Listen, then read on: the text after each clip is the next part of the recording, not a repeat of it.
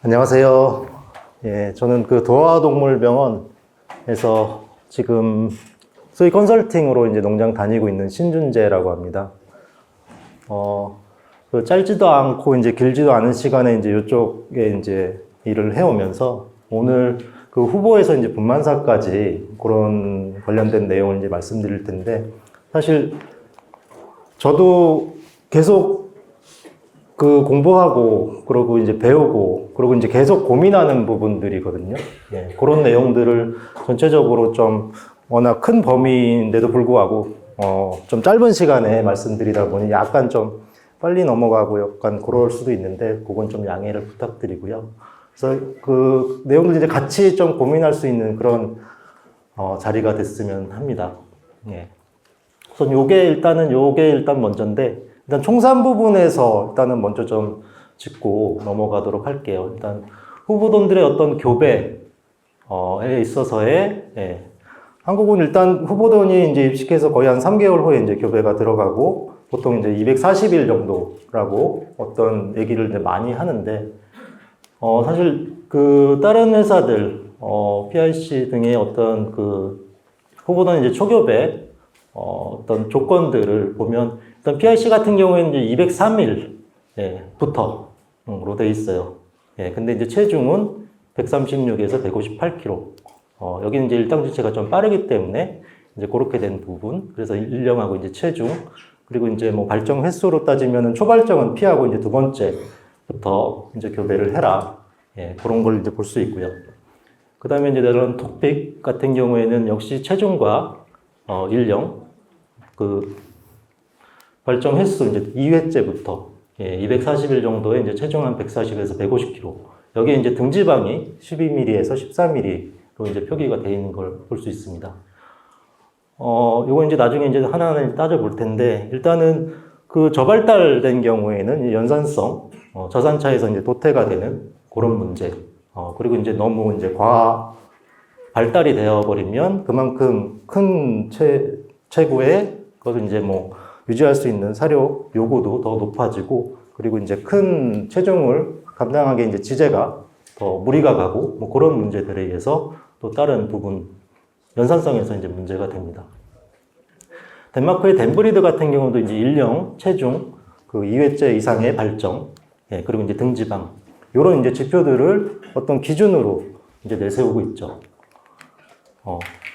그래서 요거를 이제 그 조건들, 등지방, 체중, 일령, 발정 횟수를 좀 이렇게 좀 크게 체형과 이제 생리적인 부분으로 좀 나눠서 그렇게 한번 하나하나 이제 살펴볼게요. 그러니까 등지방 같은 경우가 일단은 이게 모든 능력의 어떤 번식 능력의 영향을 이렇게 딱 연관성이 있다라는 그런 거는 사실은 그렇게 명확하지는 않아요. 예. 등지방이 뭐 12mm에서 14mm 했을 때 총산이 높더라. 그런 거에 대한 거는 사실은 등지방이 낮음에도 불구하고 총산이 또 이제 높다든지 뭐 그런 변수들이 너무 많이 나타나는데, 그 최근 어떤 데이터에 따르면 어쨌든 단백질 손실 자체가, 단백질 질량 자체가 이제 모든 생산성에 더 이제 영향을 많이 주고, 그 단백질의 변화와 어떤 등지방에서의 어떤 변화, 그게 이제 같이 움직인다는 거고요. 예. 그래서 등지방의 측정이라는 부분은 사실은 단백질량 측정보다 훨씬 더 농장에서 용이하게 현장에서 이제 할 수 있는 그런 부분이고, 물론 이 찍는 게 사실은 쉽지는 않지만, 그래도 현장에서 그런 거를 쭉, 교배 이제 임신 며칠령, 그리고 이제 분만 전, 그리고 이후, 요런 하나하나의 포인트들에서 모던의 그런 밸런스의 변화들, 그런 거를 이제 하기 위해서 굉장히 이제 유용한 자료로 활용될 수 있고요. 그리고 하나의 어떤 그 등지방에서의 어떤 후보돈에서의 어떤 성성숙, 초발정, 그런 부분에서 어떤 지방이 어느 정도 이제 쌓여서 어느 정도 이제 이상이 되면서, 그 지방에서 분비되는 렙틴이라는 그 호르몬에 의해서, 첫 성성숙, 첫 발정이 이제 유도가 되는, 그래서 이제 후보돈에서 어떤 12mm 이상이라는 그런 부분이 사실 이 등지방과도 이제 연관이 될 수 있습니다. 그리고 이 체중이 사실은 어느 정도 이제 이상이 되면은 총산 부분은 이제 만족하고, 하지만 이제 너무 커지게 되는 경우에는 또 이제 문제, 체중이 좀 미달하게 되는 어떤 그런 상황에서 아까 말씀드렸다시피 저발달, 이제 과발달에 따른 그런 문제점들이기 때문에 135에서 140, 150, 요 정도의 이제 초중부에 대한 기준이 설정이 되게 되는 거고요. 그래서 일단 바디 그 체형 부분에서 이제 체중, 등지방, 요거를 봤을 때는 사실은 연산성 쪽으로 이제 더 연관이 있다. 어떤 총산에 대한 부분보다는, 그래서, 일단, 체중이 이제 140에서 160 정도. 그게 이제 넘어가게 되는 경우는 이제 연산성이 더 떨어지게 되고요. 그리고 이제 등지방이 그래도 12mm 이상, 그런 상태에서 조금 더 안정적인 연산성을 가진다. 그래서 요거는 이제 총산의 어떤 수치하고는 조금, 크게 연관성이 많지는 않다라고 일단 저는 연산성이 이제 더 중요하다. 그런 말씀을 드리고요. 그래서 우리가 이제 농장에서 이제 241령으로 이제 그걸 맞춰서 교배를 하게 되는 경우가 일단 많은데 사실 그거보다는 어떤 그 241령 정도 이제 우리가 이제 목표로 하는 교배 시기에 체중과 어떤 등지방이 체중이 이제 140에서 160kg 뭐 혹은 등지방이 뭐 12mm 이상 그리고 두 번째 발정 이후 그런 게 이제 되도록 사실 후보돈을 관리하는 게 그렇게 되게끔 241령 정도의 그게 이제 또 중요한 부분입니다. 그냥 마냥 기다려서 241에 이제 무조건 하는 건 아니고요. 일령은 일령에 따라서 어쨌든 체중은 증가를 할 것이고 동일 일령에 당연히 편차가 이제 존재하고요. 그 종돈장에서 이제 분양될 때도 그 일령과 그 체중이 항상 또 달라질 수도 있고 종돈장마다 또 달라질 수도 있고요. 그래서 어떤 일령에 따른 초교배의 조건은 사실은 옳지는 않다고 보여집니다. 발정 횟수는 어쨌든 첫 번째 발정이 배란된 난자수가 이제 적기 때문이고 이제 두 번째부터 가능하다.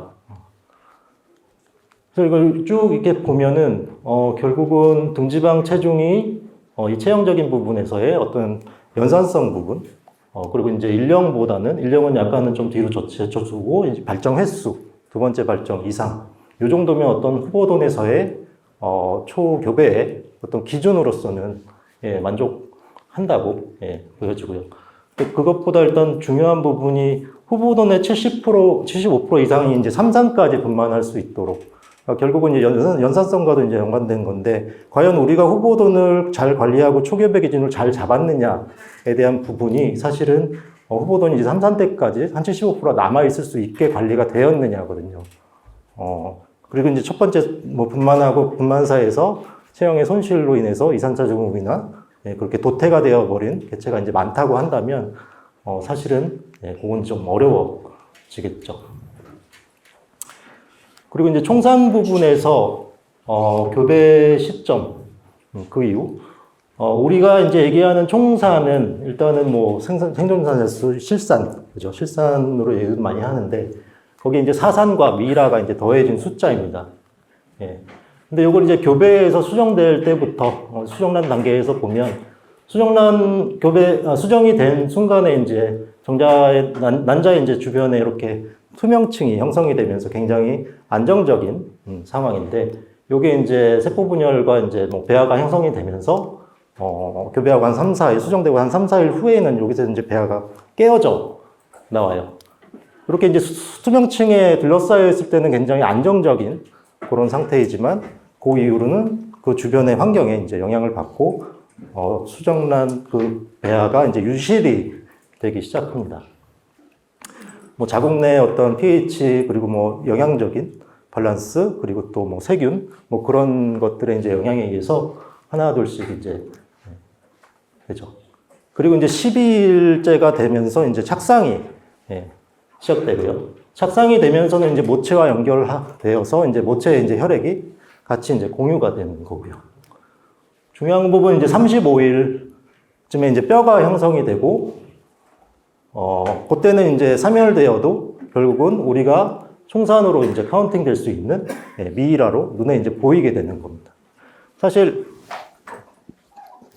교배하고 3일, 4일 이내에 이동하려면 이제 이동하고, 그런 사실은 그런 약간 하나하나의 부분들, 모던의 영양 상태, 그런 것들이 우리도 모르게 총산을 조금씩은 깎아먹고 있구나.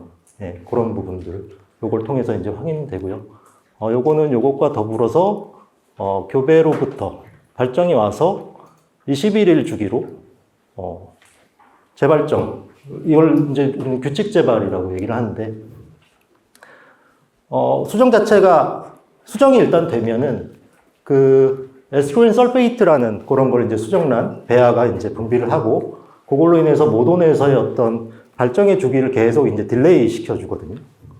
그래서 발정에서 교배를 한 시점으로부터 21일이라는 그 발정 주기에서 이제 재발이 온다면, 이 수정 자체가, 안 됐구나. 그래서 이제 교배의 타이밍이나, 어떤 그 수태율, 그런 부분에 있어서 이게 어떤 부분에서 원인이었는지, 그리고 이제 그 21일이 더 지나서 21일, 42일 요 주기가 아닌 다른 부분 더 딜레이 돼서 생겨난 이제 재발에 대해서는 그래도 수정은 됐었고, 그 에스트로겐 설페이트라는 그런 것에 의해서 이제 발정이 딜레이가 됐었다. 그럼 이제 수정란 배아 상태에서 유실이 되면서 그러고 나서 이제 다시 발정이 재발이 오는 거. 예, 그리고 이제 요거를 이제 두 개로 이제 분류하자면 또 이제 착상이 되고 그 이유냐, 아니냐. 그런 식으로 이제 요거를 좀 더 세분화할 수 있습니다.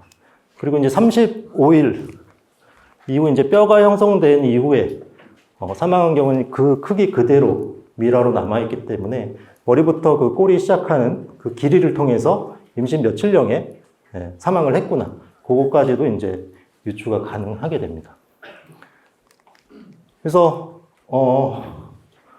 일단은 뭐 PSI가 높으려면 일단 총산부터의 어떤 시작일 텐데, 우리도 모르게 여러 가지 원인에 의해서 우리가 총산으로도 보지 못한 그런 이제 수정란, 배아, 이런 것들이 유실이 한 마리, 두 마리, 모든 두닥, 그렇게라도 된다면은 그거는 좀, 하나라도, 한 마리라도 조금이라도 더 하면, 부만사, 그 번식에서는 0.1도의 차이가 굉장히 크기 때문에 이런 부분을 조금 더 신경을 쓴다면 총산 부분에서는 조금 더 나은 그런 결과를 낼 수 있지 않을까라는 생각이 듭니다.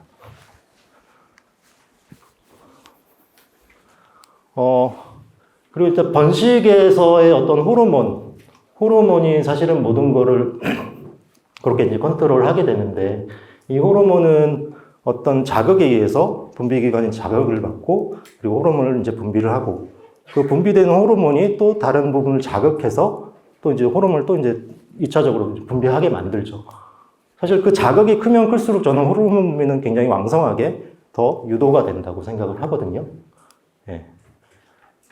일단은 빛, 계절적인 번식, 그래서 이제 낮과 밤의 길이에 근거한 어떤 빛의 시간, 점등과 소등의 시간, 그리고 이제 웅돈의 어떤 자극, 그리고 이유모돈, 후보돈은 아닌 이유모돈에는 해당이 되는 이유자극.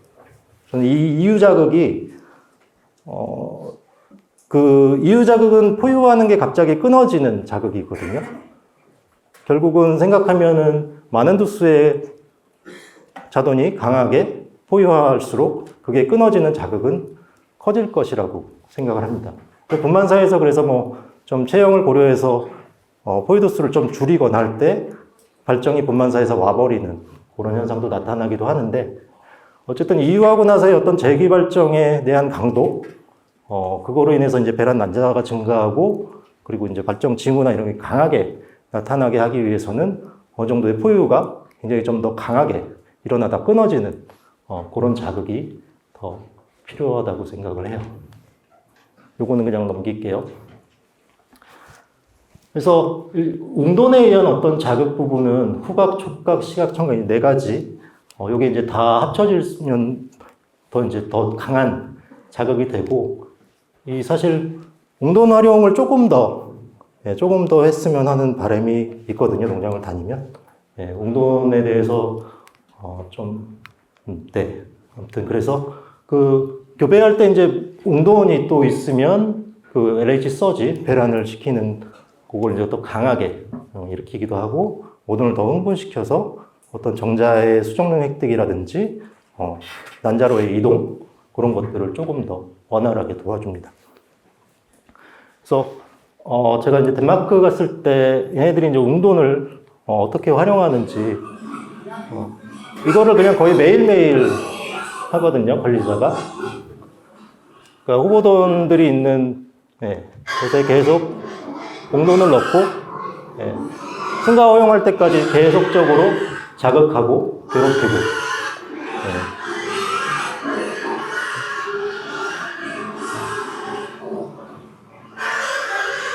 사실은 이게 굉장히 매일매일 되게 거의 대부분의 시간을 후보돈에 대한 어떤 발정의 유도, 발정의 확인 하는 데 있어서 웅돈을 굉장히 잘 활용해요. 그만큼 웅돈을 데리고 다니는데 웅돈이 훈련이 잘 되어 있어서 말을 잘 듣습니다. 그냥 오라 그러면 뒤로도 와요. 뒤로 오는 웅돈.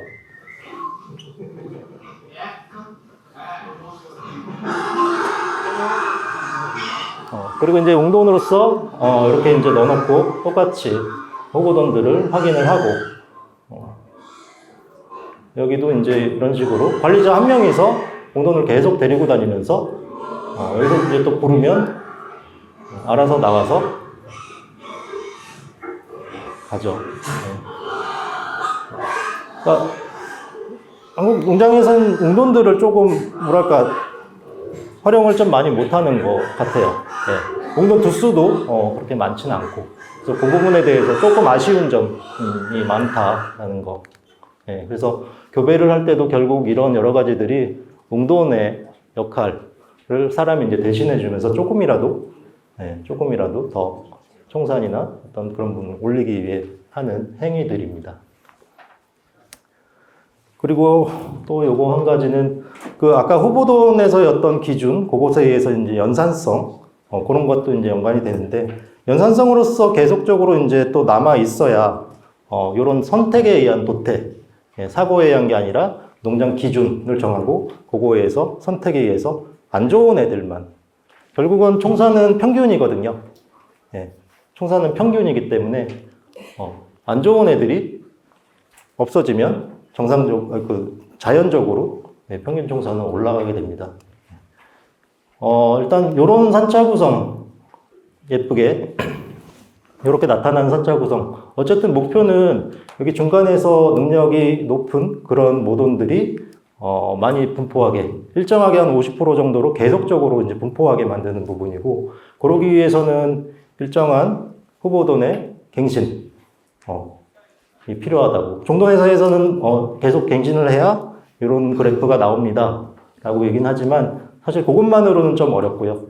말씀드렸다시피 연산성, 모돈의 보존율, 이전 산차에서 다음 1산, 2산, 3산 이렇게 넘어가면서 그 후보돈이 얼마나 많이 남아있게 하고, 다 남아있다고 할지라도 거기서 성적이 안 좋은 애들을 선택적으로 골라내는 그런 부분이 결국은 평균, 농장의 총산을 만들어내는 부분입니다. 요거는 요건 그냥 농장에서 그냥 전산 가져다가 만들었더니 이제 이렇게 된 거를 제가 이제 표로 그려놓은 건데, 관리가 아주 잘 되고 있습니다. 아까, 요 기준을 가지고 있는 그런 농장이고요. 여기도 이제 PSI는 한 30도는 넘겨요. 이런 식으로. 요걸 어떻게 관리를 하는 거는 사실은 후보돈의 어떤 기준이 이제 명확해야 어떤 문제가 생겼을 때 그거를 또 보완을 하기가 더 이제 쉬워지는 것이고요. 그리고 이제 또 후보돈과 더불어서 제가 이제 고민했던 부분, 요거는 이제 분만사 이제 최손실량과 관련된 부분입니다. 경북의 한 농장인데 22년도, 23년도 분만율, 회전율 이런 것들을 봤을 때 분만율이랑 꾸준히 어느 정도 상위권에서 안정적으로 계속 유지가 되는 농장이에요. PSI도 그냥 뭐 한 26도 정도네요. 근데 문제는 총산이 너무 낮다는 점이었습니다. 예, 총산이 12.5도 많이 났죠. 22년도. 근데 23년도에서는 이제 뒤에서 이제 이렇게 좀 올라가기 시작을 해요. 그래서 요거를 또 이제 그 전에 거 총산들을 봤더니 이렇게 1월부터 12월까지 이런 분포를 많이 보입니다. 예. 결국 저는 여름에 힘들었던 모돈이 겨울에 이제 분만을 하면서 이제 총산이 하락을 하고 그러면서 조금 회복된 게 다시 여름에 분만하면서 총산이 상승을 하고 이런 패턴이 사실은 한국의 이제 계절적인 어떤 여름이 굉장히 힘든 돼지 키우기에 그런 걸로 인해서 나타난다고 생각을 해요. 근데 지금 23년부터 여기 12월까지 이런 패턴이 아닌 지금 쭉 계속 올라오고 있거든요. 지금 14도 정도. 그래서 분만사에서의 어떤 더위, 사실 냉방기가 있긴 한데 여기 위에 이런 구조물 때문에 죄송합니다. 예, 구조물 때문에 여기서 한번 쳐요. 치고 나서 가다 보니까 이제 여기 온도가 굉장히 높았습니다. 안쪽에. 예. 팬을 조금 더 세게 돌리면 여기 아래로 자돈들이 포자돈들이 조금 문제가 생겨서 그거를 이제 쉽사리 이제 못하는 농장에서 여기다가 조금만 그냥 선풍기를 달았어요. 예, 선풍기를 달았더니 온도가 그래도 25도까지 올라왔거든요.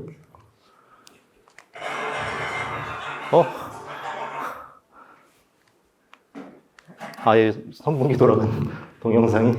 아무튼 여기다가 이렇게 해서 달아서 이제 이쪽으로 밀어주는. 실적으로 이제 그 12개가 이제 반 배지고요. 12개가 이제 2개 방으로 한 배지인데, 이렇게 보면은 안쪽에 4개 혹은 6개까지. 그러면 30%에서 거의 50% 가까운 모돈들이 이유할 때마다, 여름철에 어떤 최선실 부분, 사료 섭취가 이제 더 안 되는, 더우니까 이제 사료를 더 덜 먹게 되는 거죠. 그래서 11월부터 2월, 이때 이제 겨울 때에서의 20에서 21년도 이렇게 다 모돈들의 총산들의 분포를 조금 나타내 봤는데, 이게 총산이 평균으로서 이제 23년에서 24년도에서 이렇게 좀 상승을 하고 있는 그런 부분이고, 결국은 한 개체의 어떤 총산이 이렇게 더 올라가는 거라기보다는, 이쪽에 이제 비율, 여기 아래를 차지하는 모돈들의 어떤 총산의 비율이 달라지는 거죠. 이 평균 총산 실력 올라가는 거가 아니라 그렇게 분만하는 모돈의 비율이 변화하는 게 아마 일반적인 농장에서의 총산이 상승하는 그런 양상일 겁니다. 그래서 PIC에서 이런 자료를 내줬는데 사실은 요거로부터 되게 많은 고민이 이제 시작이 되는 것 같아요. 분만사에서 어떤 최선실이 적으면 적을수록 다음 자 총산이 증가한다. 그러면 모돈이 최선실이 분만사에서 적게 하려면 어떻게 해야 될까? 그렇게 해서 이제 점점 생각이 이제 가는 거예요. 사료를 일단 많이 먹어야 되거든요. 사료를 많이 먹는데, 우리는 이제 계단식으로 이제 증량을 하면서 뭐 7일 혹은 10일 혹은 2주, 14일. 그렇게 되면서 그 최고치를 찍죠. 그 최고치가 되면 그 이상으로는 또 안 먹어요, 저도. 그러면 이 부분에서, 좀 더 올려주면 전체적으로 포유 기간 동안에 먹는 총 사료의 양은 증가할 텐데, 또 이제 이 부분에서 왜 계단식이 되었느냐. 뭐 때문에 모돈들이 우리가 이렇게 올렸을 때 못 먹었기 때문에 결국 계단식이 된 거거든요. 무엇 때문에 여기서 이제 안 먹을까. 그런 식으로 조금 이제 고민을 좀 많이 지금도 하고 있어요. 아직 완전히 해결된 부분은 아니지만. 그래서 얼마 전에 엘링 마르코라고 스페인에서 온 수의사가 냈던 요 논문의 자료를 좀 참고를 했어요. 3일 좀 일찍부터 무제한급여를 한 애들이 뒤에 가서도 더 많이 먹어요.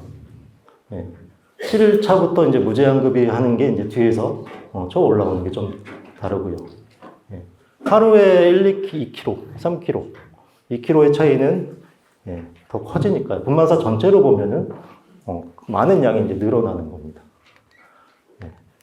그렇게 되면은 포유자원도 이제 일당증체가 늘어나고, 그리고 이후하고 나서 어떤 재기발정 그런 것도 이제 더 향상이 되더라. 그래서 그리고 그 사료 분만사에서 이제 마지막 주에서 사료 제한을 했을 때 다음 산차에서 이제 교배에서 이제 배아의 무게가 감소를 하고 배아 사망률 또한 한 2두 정도가 차이 나는 걸 확인하는 실험입니다. 그 분만사에서 이제 사료를 더 많이 먹어야 한다. 그런 관점에서 이제 계속 고민을 하면서, 말기에 이제 늘려가지고 그 이상은 이제 안 먹고, 그 상황에서 이제 초기에 그 계단식진 양을 어떻게 하면 더 앞으로 당겨서 최고를 먼저 빨리빨리 찍어줄 수 있을까. 그거를 또 이제 임신사 사료 쪽으로.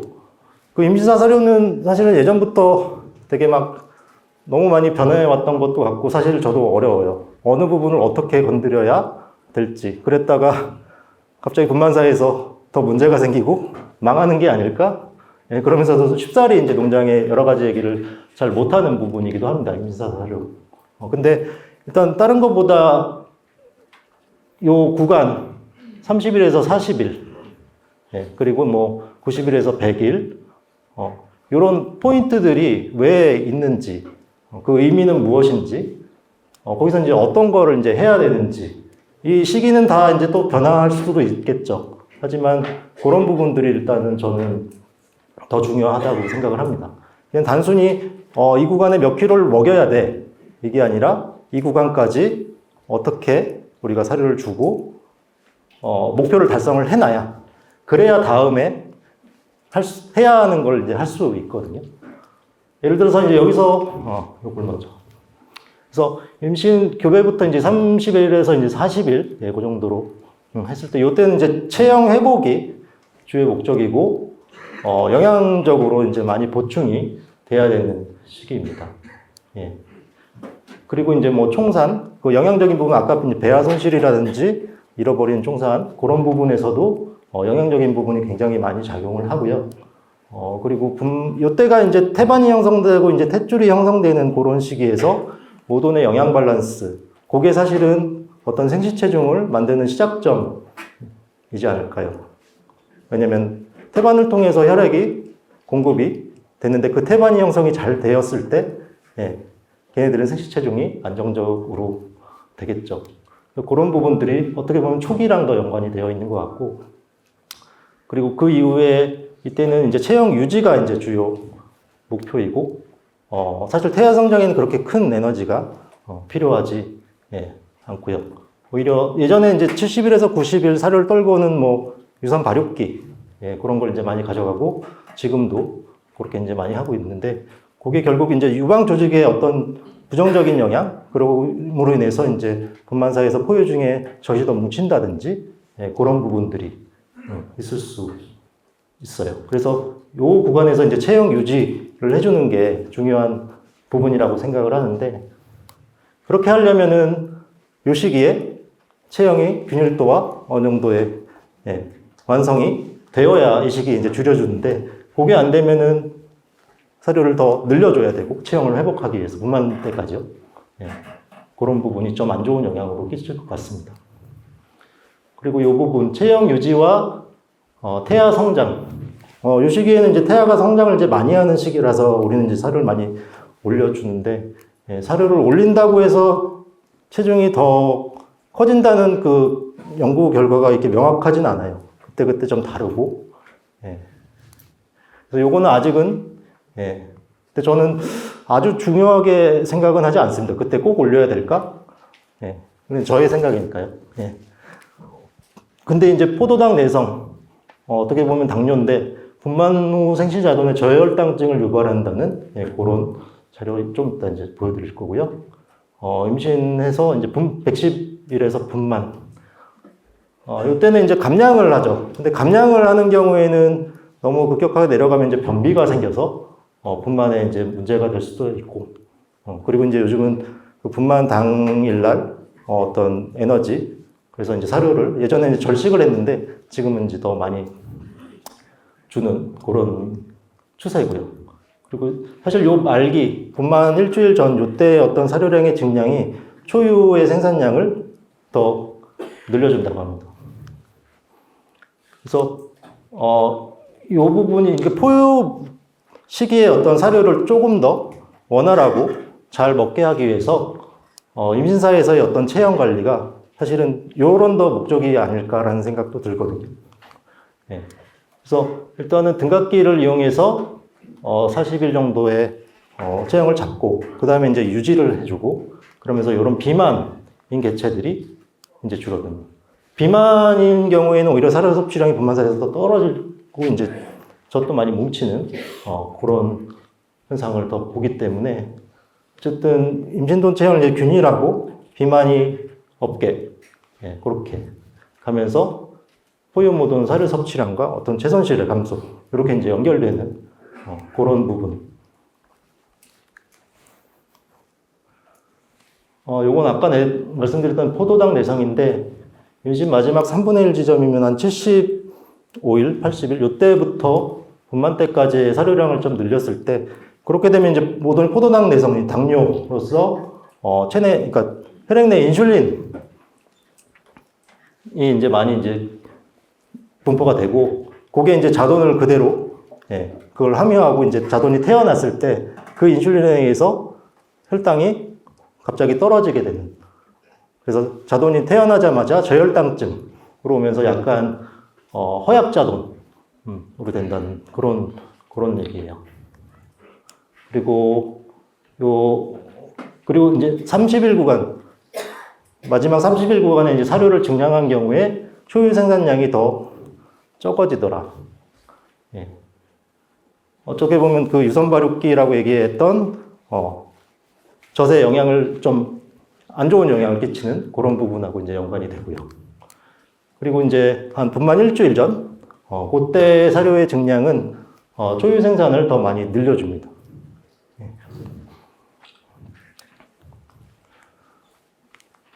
그래서 그 늘어나는 초유의 생산 거의 결국 이제 분만 초기에 그 분만 그러니까 임신 말기에 이제 분만 전에 사료량을 늘려줬을 때 우리는 분만 초에 이제 젖이 많이 뭉치고 유방염이 오고 애들이 설사하고 이런 부분들을 이제 많이 보는데 그게 결국은 그건 자돈이 해소해줘야 된다고 생각을 하거든요. 우리가 지금 임신돈의 어떤 사료 관리 그런 부분들을 통해서 이제 분만사에서 또 포유가 원활하게끔 그렇게 하면서 이제 분만사에서 그 사료를 안 먹는 거는 결국은 젖의 통증 그리고 이제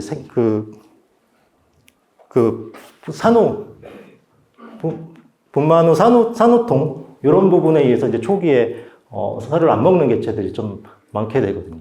그래서 분만 초기에 얼마나 더 활력 있는 자돈들이 포유를 더 왕성하게 하면서 초기에 그 젖을 다 해소를 해줄지 그런 부분으로 집중을 해야 이제 초기에 어떤 그 계단식의 그런 사료 증량이 조금 더 원활하게 있을 수 있다라고 생각을 합니다. 그것과 연관되는 것들이 사실은 분만에서의 어떤 관리들 우리가 뭐 흔히 얘기하는 뭐 간호분만 뭐 초기에 어떤 빨리빨리 그게 결국 자동의 활력을 그리고 이제 자돈의 두수를 늘려서 이제 그 부분을 모돈을 더 해소시켜주는 부분이거든요. 일단 분만 시간이 늘어나면 자돈의 저산소증 및 질식, 낮은 활력 그걸로 인해서 초기에서의 어떤 그 포유가 원활하지 않고 그리고 분만 시간이 올라가면 또 사산율 또한 증가를 하고요. 그리고 분만 시간이 늘어나게 되는 경우에 다음 산차에 수태율에도 영향을 줍니다. 결국은 분만 시간과 어떤 초기의 포유자돈의 그런 활력 그리고 포유자돈의 두수 그런 것들과 이제 사실은 모돈의 그 전몸살 그런 부분들이 초기에 우리가 사료를 원하는 만큼 증량하는데 굉장히 제한 요소로 다가온다는 겁니다. 그리고 이제 변비 변비에 따라서도 이제 분만 간격, 분만 시간이 이제 늘어나게 되고요.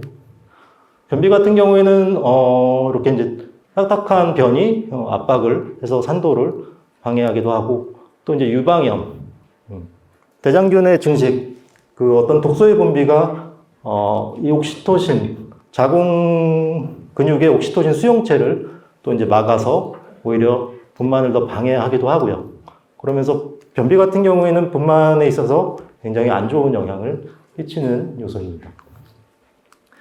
그래서 아까 분만 전에 이제 사료, 분만 당일날 이제 사료를 급여하는 부분에 대해서 그 마지막 사료 섭취 후에 분만까지의 간격, 그 마지막 섭취하고 이제 얼마나 있다가 분만하느냐에 따른 그 가까울수록 분만이 더 빨리 일어난다. 그래서 혈당 한 마리가 이제 태어나고 나서 모돈의 혈당을 쟀을 때 이제 높은 애들이 분만 시간이 조금 더 빠르더라. 분만 시간이 이제 그죠. 그리고 섬유소도 이제 사산율이 줄어들고 이제 분만 시간과도 이제 연결이 되는 이 난산에 대한 어떤 처치, 자궁 무력증, 태어이치 이상, 요게 이제 대부분을 차지하는데요. 자궁 무력증은 결국 이제 자궁이 운동을 하지 않고 그냥 약간 허탈해져 있는 상태, 그런 상태에서 이제 옥시토신의 사용이 자궁근을 더 다시 움직이게끔 그렇게 도와줄 수는 있지만, 난산이나 어떤 그런 상태에서의 옥시토신 사용은 자돈이 더 사산이 더 높아질 수 있죠. 뒤에 있는 자돈들이 몰려나오기 때문에 이런 부분들이 이제 해결이 되면서 이제 옥시토신 사용해야 되고요.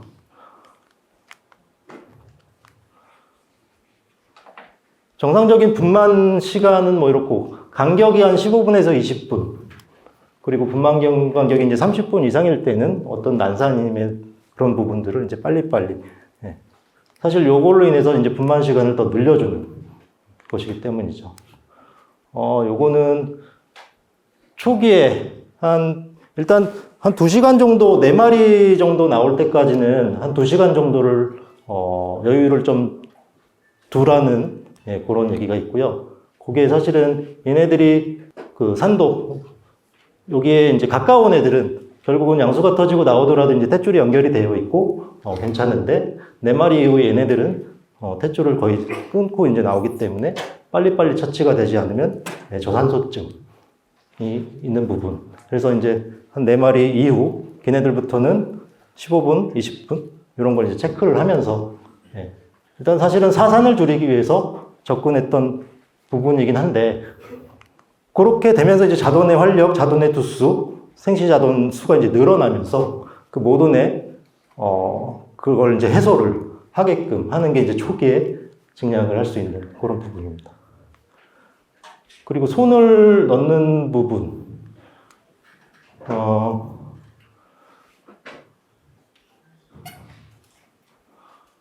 그 손을 넣으면 일단 무조건 농이 발생한다. 저는 그렇게 생각하지는 않고요. 손을 넣는 상황은 이 분만이, 난산이 문제가 되고 분만 시간이 길어지고 자궁이 또 허탈해지고 자궁 무력증이 충분히 있었던 그런 모돈들이 일반적으로 분만하고 나서는 그 태반이 이렇게 떨어져 나간 그런 것들이라든지 이렇게 농이 있는데, 결국 여기에 배출되는 거는 분만하고 나서 3일, 5일, 일주일 이내 자연적으로, 그때도 이제 포유에 의한 옥시토신의 분비, 그리고 자궁이 분만이 끝나고도 계속 운동을 하면서 이런 노폐물들을 이제 밖으로 배출해내야 되거든요. 근데 그게 이제 잘 이루어지지 않을 경우에, 그건 이제 농으로 충분히 나오지 않기 때문에, 초기에 이제 포유가 조금 미약했던 그런 부분과 더 연관이 된다고 생각을 합니다. 그래서 일단 분만 중에도 이제 계속적으로 이제 포유가 같이 되어야 옥시토신이 이제 분비가 되고, 손주입은 필요할 때는 저는 해야 된다고 생각을 합니다. 옥시토신은 이건 그냥 면역 부분도 그냥 넘길게요. 이 저체온증은 분만하고 나서 굉장히 온도가 떨어지고 그게 이제 회복되는 정상 체온으로 회복되는 데까지 굉장히 많은 시간이 걸리고 그 동안에 이제 자도는 굉장히 허약하게 떨죠. 예. 그런 애들이 많으면 많을수록 분만사에서의 모돈의 젖은 계속 불어나가고 거기로 오는 통증이 사실은 그거를 영향을 준다고 생각해요. 예. 그 진통제 사용을 통해서 그거를 이제 통증을 경감시켜주고 초기에 그런 부분들을 해소시킬 수 있고.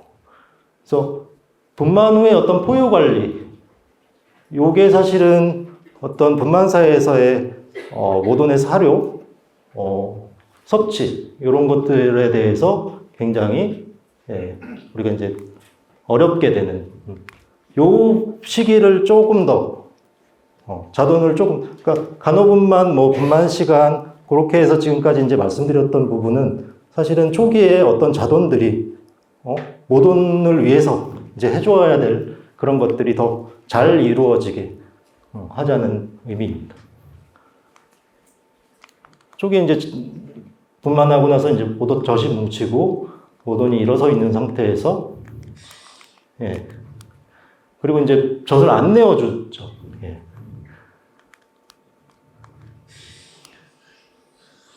자돈들은 먹겠다고 오는데 이제 젖을 내어주지 않죠. 이런 모돈들을 많이 보실 겁니다.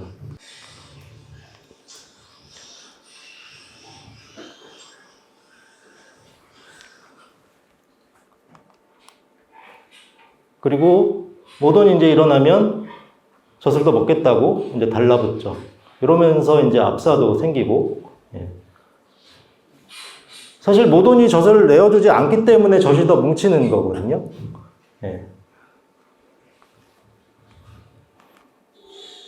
그런 모돈들을 이제 또 젖을 짜보면 이렇게 좀 많이 나오고요. 결국 요 시기에서는 얼마나 또 활력 있고 큰 자돈들이 요거를 또 해소해줘야 되느냐. 계속 약한 애들이 여기 붙어 있으면 저거를 다 해소를 못 해주고, 모든 젖은 또 이제 불어나가고, 거기서 이제 통증을 더 느끼고, 그러면서 이제 초기에 사료를 덜 먹게 되고. 그래서 어쨌든 유선 중심, 그 유선을 풀어주는 거는 결국 초기에 어떤 자돈의 상태, 우리가 간호분만으로 이렇게 막 하는 거, 그리고 분만 시간과 어떤 사산, 해서 이제 포유도수를 더 늘리는 거, 그리고 그런 것과 이제 더 연관이 돼서 그게 이제 강조돼야 된다고 생각을 해요. 이 압사 부분이 일단 폐사를 제일 많이 차지하는데, 요것도 이제 그거랑 연관이 되고요. 사실 이 폐사 부분, 이런 것들보다는, 오늘은, 모돈의 이제 최선실 사료 섭취 관련 부분을 말씀드리고 싶어요. 그 한국의 분만사에서의 어떤 보온 등 약간은 좀 세기도 하고 이 보온 구역 자체가 조금 바람도 들어갈 수 있고 그리고 너무 덥게 유지되면 애들이 밖으로 나오고 그러면서 좀 압사로도 많이 연결이 되고요. 그리고 이 보온 등이 이렇게 좀 세게 틀어져 있으면서 여기로 이제 복사열 자체가 분만사의 온도를 높이고 높아진 온도는 무돈의 이제 사료 섭취를 또 떨어뜨립니다. 그래서 조금 더 이제 그 복사열이나 그런 부분들을 줄이고 요 보온 등의 세기도 좀 약한 게 있었으면 하는 바람이거든요. 조절도 더 미세하게 되고요. 자돈이 알아서 들어가게끔. 한농장은 그 보온 상자가 잘 돼 있고 분만사 온도를 떨구면 애들이 이제 알아서 들어가게끔. 알아서 잘 들어갑니다. 그래서 온도에 따른 어떤 사료 섭취량 그리고 모유 생산 보면은 온도에 따라서 더 온도가 낮으면 한국은 약간 좀 높아요. 분만사 온도가. 마찬가지로 온도에 따라서. 그리고 여름철에 이제 음수의 온도에도 그런 영향을 받습니다. 분만사에서의 어떤 그 모유의 양은 사료와 이제 물이 결정하고 그만큼 자돈이 포유를 하면 할수록 그건 이게 점점 상승하게 됩니다. 요거에 맞게끔 사료 섭취가 어떻게 될 수 있느냐 그런 부분이 제가 볼 때는 총산 여러 가지 그런 부분에 많이 영향을 줄 거라고 이제 생각이 됩니다. 네. 그래서 어떤 분만사에서의 이런 부분은 이제 모동 관점하고 이 자동 관점 이렇게 조금 이제 나누어서 그렇게 이제 생각을 했으면 좋겠고요. 분만에서 이제 3일 초기에 모돈이 이제 젖이 불고 분만 전부터 이제 불기 시작하는데 자돈들은 이제 힘이 없고 나오는 시간도 이제 하나 이제 나오다 보면 젖은 이제 더 불어가죠. 그런 부분들을 이제 우리가 이제 빨리 해소는 이제 포유자돈으로서 해줘야 되는데 그런 부분들이 이제 빨리 잘 이루어져야 모돈의 그 전몸살이 풀리고 그러면서 이제 초기에 사료 섭취가 빨리빨리 이제 증가를 할 수 있게 될 것 같고요.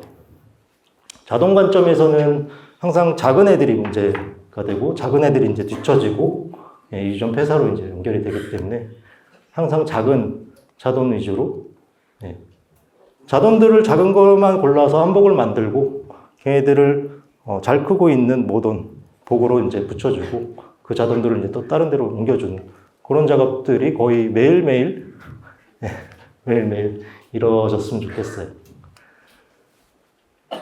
유량은 이제 사료량하고 음수량, 포유도수의 이제 비례를 합니다. 초기에 이제 젖풀기 계속, 사실 요거를 좀 강조드리고 싶은데, 분만 시간, 사산, 뭐 여러 가지 뭐 간호분만, 그런 것들이, 요 부분. 그거를 해소해 줄 수 있는 거는 자돈들이거든요. 그거로 인해서 이제 사료 섭취가 늘어나고, 모돈의 채소질이 이제 최소화됨으로 인해서, 결국 여러 가지 부분. 그리고 그렇게 이제 이루어져야 이유 직전까지의 어떤 포유도수를 꾸준히 유지하고, 그게 이제 또 이유 자극하고도 이제 연결이 되는. 다 하나하나의 어떤 좋은 얘기들이 사실은 어떤 다른 목적, 임신사의 사료가 이제 분만사에서 영향을 주고, 사실 모돈의 사료, 분만사에서의 그 사료 섭취량이 그 자돈 초기, 그런 부분 다 이제 연결이 되는. 그러니까 사산만을 줄여서 이제 뭐 포유 개시도수를 늘리는 그런 게 아니라 그걸 통해서 이제 모돈의 사료 섭취 또한 증가시킬 수 있는 다 연결이 되는 그런 부분이라는 게 저희 생각입니다.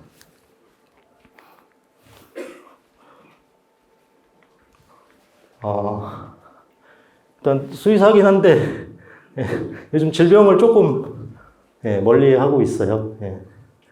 그래서 일단은 뭐 질병보다는 여러 가지 사양 관리 그런 부분들이 더 이제 중요하다고 많이 생각이 듭니다. 이상으로 발표를 마치겠습니다.